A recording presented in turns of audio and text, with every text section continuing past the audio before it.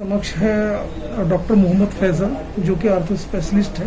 Sir, हम आपसे ये जानना चाहेंगे कि जो कोरोना का जो प्रादुर्भाव लोगों के मन में ऐसा बैठा हुआ है, पैनिक ऐसा बैठा हुआ है कि लोग क्लिनिक आने से काफी उनको फियर साइकोसिस है, तो आप किस नजरिए से देखते हैं फियर साइकोसिस को, उस बारे में बताइए। कोविड ने जो हमारी जिंदगियों पे असर डाला है वो बहुत ही अभूतपूर्व है, लेकिन हमको इसका सामना करने के लिए थोड़ा सूझबूझ का इस्तेमाल करना चाहिए। जैसे है कि बहुत ज़्यादा फियर साइकोसिस में गए बगैर ये सब ठीक था फरवरी मार्च में, जब तक हमको कोविड के बारे में बहुत कुछ नहीं पता था।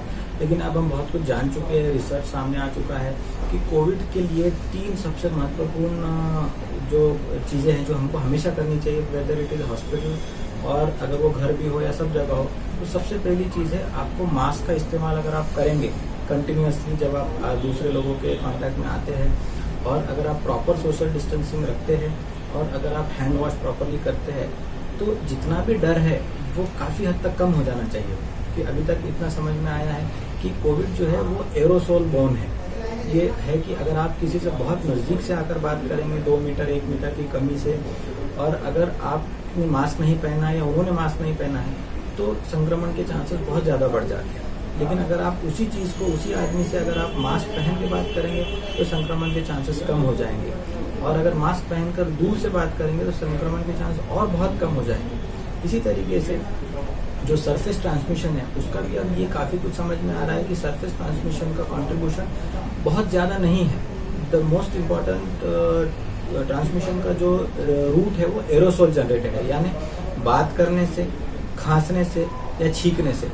यदि मास्क पहना होगा तो ये तीनों चीज़ों से संक्रमण कम होने की बहुत ज़्यादा संभावना है या नहीं होने की भी संभावना है। इसीलिए इन रूटीन ट्रीटमेंट, अब कोविड के डर से आप अपना नॉर्मल ट्रीटमेंट तो नहीं छोड़ना चाहिए, specially patients with heart disease, patients with blood pressure, diabetes और बहुत सारी ऐसी चीज़ें, कैंसर ट्रीटमेंट है, कीमोथेरेपी है, साइकेट्रिक ट्रीटमेंट है, जिसको अगर आप रेगुलर ट्रीटमेंट नहीं करेंगे तो वो कहीं ना कहीं आपको प्रॉब्लम देगा ही और उनको आना ही पड़ेगा।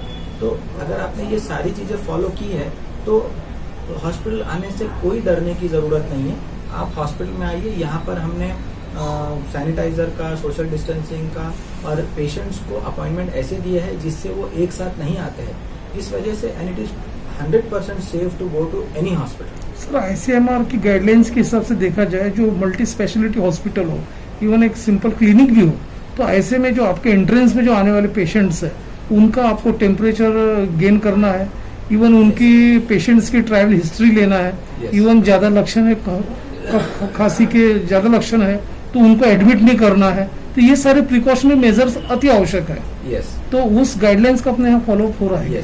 सबसे पहले तो आपको ये देखना है कि टेम्परेचर चेकिंग, लेकिन अब और उसके बाद जब हिस्ट्री लेते हैं तो आप कहाँ से आ रहे हैं, कंटेनमेंट जोन से है कि नहीं। पहले ये हिस्ट्री था कि फॉरेन ट्रैवल की हिस्ट्री है कि नहीं, अब ये हिस्ट्री है कि कहीं आप कंटेनमेंट जोन से आ रहे हैं कि नहीं आ रहे, आपका टेम्परेचर कितना है, और आपको ILI लाइक सिम्टम्स, जैसे आपको फीवर लाइक सिम्टम्स है, ILI मतलब इन्फ्लुएंजा लाइक सिम्टम्स, जिसके अंदर आपको सर्दी, खांसी, बुखार, ये सारी चीज़ें हैं। यदि हमको ये पता चलता है तो हम उनको प्रॉपरली टेस्टिंग के सेंटर्स पर, NMC सेंटर्स पर रेफर करते हैं। हर एरिया में एक जोनल ऑफिसर NMC का दिया हुआ, जो यदि आपके पास कोई एडमिट पेशेंट भी ILI लाइक सिम्टम्स के साथ पॉजिटिव पाया जाता है या फिर आपको थोड़ा शंका होती है तो आप जोनल ऑफिसर को बताइए, जोनल ऑफिसर आकर उनका सैंपल लेकर जाते हैं। तो बेहतर यह है कि आप अपने ओरिजिनल ट्रीटमेंट से ना डरें, आप अपना ओरिजिनल ट्रीटमेंट पूरा करिए।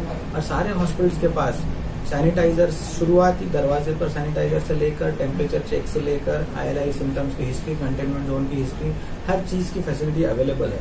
तो इसी वजह से कोविड से बहुत ज़्यादा डरने के बजाय अपना पुराना ट्रीटमेंट आप फॉलो करें, और जितने भी आपके प्रैक्टिकल गाइडलाइंस है उसको फॉलो करेंगे तो कोविड से बहुत ज़्यादा डरने की ज़रूरत नहीं पड़ेगी। सर, ऐसा अक्सर देखा गया कि जो गर्मी के सीजन में जो पेशेंट जो थे, आज उसके कंपेरेटिव देखा जाए पेशेंट्स काफ़ी बढ़ चुके हैं, मल्टीपल संक्रमण बढ़ चुका हुआ। ऐसे में सरकार ने एक प्रभावी स्कीम निकाले कि एंटीजन टेस्ट कराना बहुत अति आवश्यक है, और उस दिशा में प्रयोग चल भी रहा। तो आप ये इसे कहाँ तक उचित मानते हैं? देखिए, एंटीजन टेस्टिंग बहुत अच्छी चीज़ है क्योंकि इसके 2-3 बड़े फायदे हैं। जो मेन RT-PCR टेस्ट है उसके लिए आपको मशीनरी लगती है, लैब लगता है, बायोसेफ्टी मेथड्स लगते हैं और वो महंगा भी है। अगर आप एंटीजन टेस्ट देखेंगे तो वो एक तो सस्ता है, एक तो पॉइंट ऑफ सोर्स टेस्ट है, यानी कि उसको आप जगह पर मोहल्ले में कर सकते हैं और आपको 30 मिनट्स में रिजल्ट मिल जाता है। जैसे दिल्ली कर रहा है, बॉम्बे कर रहा है, महाराष्ट्र पूरा कर रहा है। एंटीजन टेस्टिंग से पॉजिटिव पेशेंट्स 100% पॉजिटिव रहते हैं। अगर कोई पेशेंट निगेटिव आता है तो फिर उसमें रिपीट RT-PCR करना पड़ता है, लेकिन इससे 30 मिनट का टेस्ट होने की वजह से आप इसको 10 टाइम्स टेस्टिंग को मल्टीप्लाई कर पाए हैं। और कोविड कंट्रोल का सबसे बेसिक फॉर्मूला है टेस्ट, ट्रेस एंड आइसोलेट। तो टेस्टिंग सबसे ज्यादा जहां होगी वहीं सबसे ज्यादा पॉजिटिव पेशेंट आपको मिलेंगे।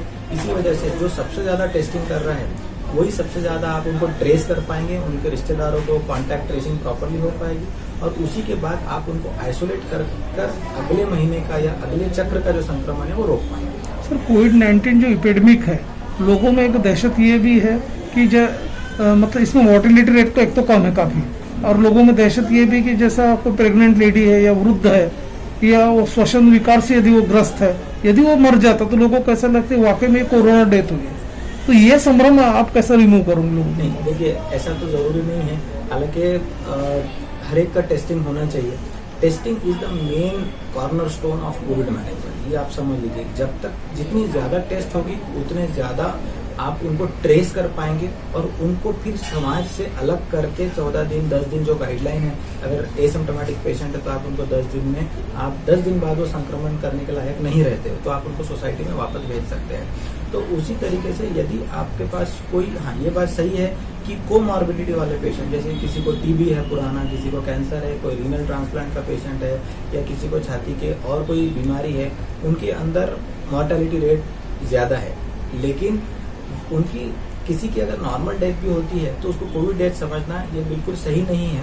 हाँ ये है कि अगर कोई ऑलरेडी है, अगर वो सिस्टम में टेस्टिंग कर कोई पेशेंट हॉस्पिटल में आता है गवर्नमेंट हॉस्पिटल में और उसकी डेथ होती है तो गवर्नमेंट के क्लियर कट गाइडलाइंस है कि उन बॉडीज को कभी हैंडओवर नहीं किया जाता है रिलेटिव्स को। उसका जो डिस्पोजल है या तो आपको दफनाना है या उसका अंतिम संस्कार करना है वो गवर्नमेंट की तरफ से किया जाता है। तो उससे संक्रमण फैलने का कोई विषय ही नहीं है, क्योंकि वो गवर्नमेंट टू गवर्नमेंट ही एंड वहीं खत्म हो जाता है। तो इसीलिए आप नॉर्मल डेथ जो घरों में होती है उससे घबराने की कोई जरूरत नहीं है। लेकिन हाँ ये बात जरूर है कि आप उनके सांत्वना के लिए उनके घर पर बहुत ज्यादा गर्दी ना करें।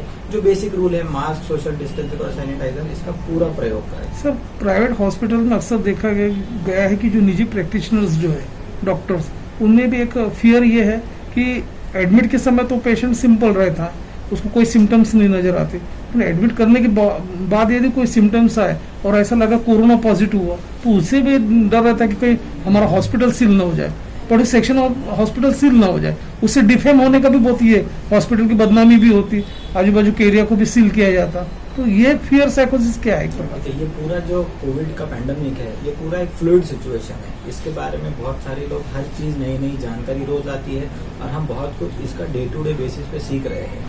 तो इसके लिए सबसे पहले ये था कि जब हॉस्पिटल में कोई पॉजिटिव आता था तो उसको 14 दिन के लिए बंद कर दिया जाता था, लेकिन अभी वो गाइडलाइंस नहीं है। अभी ये गाइडलाइन है कि आपका हॉस्पिटल में अगर कोई कोरोना पॉजिटिव पेशेंट आया है तो आपको 2 दिन के लिए बंद करना है, आपको सैनिटाइज करना है और 48 आवर्स के बाद आपका हॉस्पिटल खुल जाएगा। कोई प्रॉब्लम ही नहीं है किसी को कि यानी कोविड पॉजिटिव पेशेंट एडमिट करने से आपके हॉस्पिटल को बंद कर दिया, बदनाम कर दिया जाएगा। That is totally false. और आजकल सिर्फ 2 दिन के लिए बंद करके सैनिटाइज करके वापस शुरू कर दिए जाते हैं। सर, जैसे मेयो हॉस्पिटल में कोविड के जो बेड्स बढ़ा चुके हैं तो और कोविड केयर सेंटर भी काफी शुरू कर चुके हैं काफी मल्टीपल में, तो उसका निश्चित रूप से फायदा होगा ऐसा लगता है कि आपको आगे? देखिए कोविड के लिए नागपुर में जो स्थिति है वो अभी मेरे ख्याल से पूरे महाराष्ट्र में या पूरे इंडिया में one of the best situations है। हमारी मोर्टेलिटी रेट लेस देन 2% है। हमारा जो संक्रमण का रेट है वो भी बहुत कम है। जैसे अगर आप देखेंगे कि दिल्ली, बॉम्बे, पुणे, इवन महाराष्ट्र में औरंगाबाद, जलगांव, यहाँ मोर्टेलिटी रेट ज्यादा है। लेकिन नागपुर में because of all of the team effort में एडमिनिस्ट्रेटर्स, डॉक्टर्स, पुलिस, सफाई कर्मचारी, हर किसी का, आशा वर्कर से लेके एनएमसी के सफाई कर्मचारी तक हर किसी का जो योगदान रहा है, स्पेशली हमारे जो एडमिनिस्ट्रेटर्स है इनका जो योगदान रहा है, उस वजह से एक कोऑर्डिनेटेड एफर्ट दिया गया। डॉक्टर जो जीएमसी और आईजीएमसी के उनका जो कोऑर्डिनेटेड एफर्ट है उस वजह से हमारा ट्रीटमेंट प्रोटोकॉल बहुत ही स्ट्रिक्ट है, बहुत ही गाइडेड है और उसी वजह से हमारा जो मृत्यु दर है वो पूरे महाराष्ट्र में सबसे कम है। आपके हिसाब से देखा जाए तो कम्युनिटी ट्रांसमिशन फैलने का अंदेशा नहीं है एक प्रकार से। एट प्रेजेंट कम्युनिटी ट्रांसमिशन के बारे में जो डिक्लेरेशन है वो आईसीएमआर के हिसाब से अभी तक नहीं है, और वही हमको लगता है क्योंकि कॉन्टैक्ट ट्रेसिंग जब हो जाती है तो उसके बाद उस एरिया में कोई पॉजिटिव पेशेंट नहीं मिलता है। ओके मैं डॉक्टर मोहम्मद फैसल, मैं ये समाज को संदेश देना चाहता हूँ कि कोरोना के जंग में जो हमारे सबसे ज्यादा साथी हैं आज के ज़माने में, वो डॉक्टर्स, नर्सेस, सफाई कर्मचारी या पुलिस, इन्होंने हमारे लिए जो काम किया है वो बहुत ही अभूतपूर्व है, और ऐसा काम है जिसकी सराहना कितनी भी की जाए वो कम है। तो हमारा एक कॉमन मैन का ये फर्ज बनता है कि हम इनकी रिस्पेक्ट करें और इनको उतना आदर दे ताकि इनको भी एक प्रोत्साहन मिले आगे काम करने के लिए, क्योंकि ये जंग अभी सिर्फ शुरू हुई है, खत्म नहीं हुई है। और हमारे लिए सबसे ज्यादा इसमें जो वॉरियर्स है वो सारे डॉक्टर्स, नर्सेस, पुलिस और सफाई कर्मचारी है। तो हमें इनका आदर करना चाहिए, इनकी रिस्पेक्ट करनी चाहिए और इनको जो मदद हमसे हो सकती है वो करनी चाहिए। दूसरा मेरा ये संदेश है कि जो भी पेशेंट कोरोना बाधित है और जो रिकवर हो रहा है, उनका ये फर्ज बनता है, क्योंकि इनका ट्रीटमेंट गवर्नमेंट हॉस्पिटल्स में अलग जगह किया गया है, इनके अंदर ऊपर वाले ने अब एक शक्ति दी है कि ये किसी और की जान बचा सकते हैं, और वो है प्लाज्मा एंटीबॉडीज। तो मेरा आपसे ये अपील है कि जो भी संक्रमित पेशेंट ठीक हो चुका है उसने आगे आना चाहिए और किसी भी गवर्नमेंट हॉस्पिटल में जाकर प्लाज्मा डोनेट करना चाहिए, जिस वजह से किसी और कोरोना बाधित पेशेंट की जान बच सकती है।